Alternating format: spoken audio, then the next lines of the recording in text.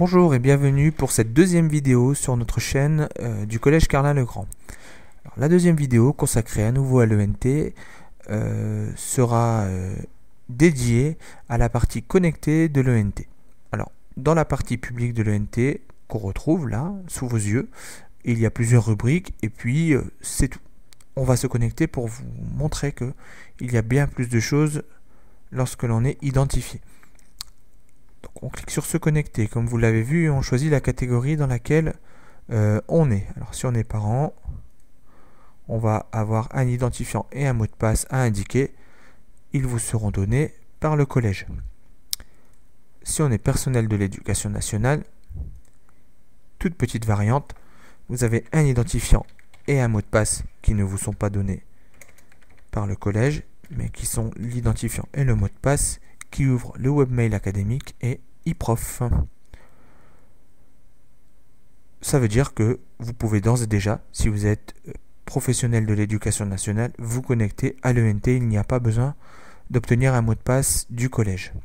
Alors on voit que je suis identifié, il y a mon nom et voici la page d'accueil qui n'est pas la même page que lorsqu'on est connecté sur l'ENT et sa partie publique. On retrouve les mêmes rubriques, les 5 premières rubriques, les rubriques publiques, c'est logique, et on va trouver des rubriques supplémentaires.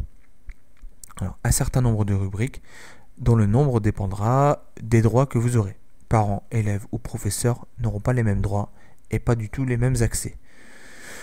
Vous avez ici la barre de recherche, vous avez là plusieurs sites. Alors mes sites, ça correspond à des ENT et il y a un ENT pour l'établissement, pour l'académie, etc. Si vous avez un rapport avec plusieurs établissements, professeurs sur plusieurs établissements en même temps ou parents d'élèves qui sont dans différents établissements, vous aurez accès à chacun des ENT. Vous avez la possibilité de vous retrouver grâce à cette maison sur la page d'accueil personnalisée. On verra plus tard comment on la personnalise. Il y a des blocs qui ne peuvent pas bouger, mais d'autres blocs peuvent être ajoutés par vos soins et déplacés. Permet d'avoir, au moment de la connexion, accès aux informations auxquelles on veut avoir accès tout de suite. Sans m'étendre, je vous ai montré plusieurs rubriques supplémentaires. On rentrera dans les détails dans des vidéos dédiées.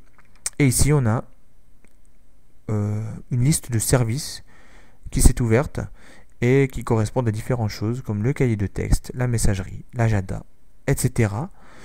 Je ne les décrirai pas en détail maintenant. Là aussi, ce sera l'objet d'autres vidéos. Il y a également, et là, ça je vais vous le montrer, une petite trousse à outils contextuelle.